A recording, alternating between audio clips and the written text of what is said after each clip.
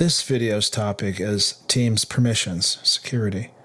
Let's open Teams, maximize the window, and let's select a team that you want to work with. And go to the ellipses, go to Manage Team. The first tab along the top is Members. This area displays the members and the owners. Now you can add a member by clicking on the Add a Member. You just enter the email address. You can also change if someone's an owner or a member. Owners can do anything in the team. You know, by best practices, I would say 2 to 3 owners. The rest are members. Here you have you can again see you can promote and demote people. Owners can do anything in the site: add, remove, delete, change settings. Members are more about content creation and upkeep.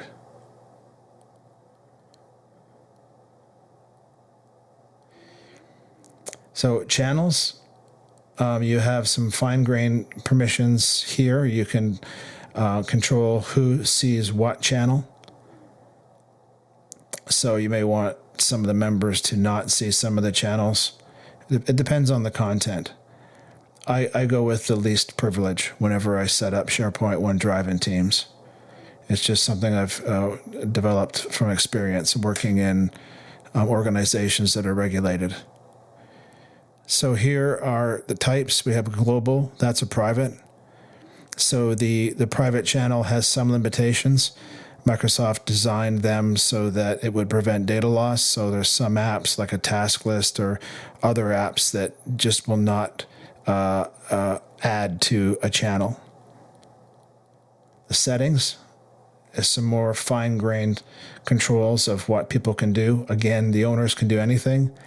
Keep what the members can do to a minimum. Keep them focused on content creation, not administering the team. If you have too many people making changes, you'll run into problems with content loss and that sort of thing. For guest permissions, I just leave it disabled. Okay, let's go to a document library.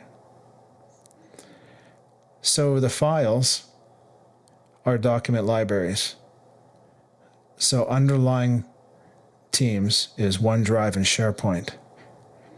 So what you'll notice is as you look at the files, you'll notice the functions are the same. So you can see edit and view. Click on the advanced sharing options.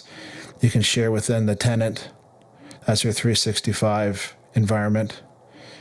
You've got people with existing access, and people you choose are external people. Make sure they've got a Microsoft ID or it won't work. You also have the settings and more settings, edit, view. When you use the view setting, you can also block the download. So the permissions are fairly granular. Working with the permissions will make you more familiar with it. Have someone that you can help you to test to see how the permissions react. I hope you enjoyed the video. Please click like and subscribe. Thanks.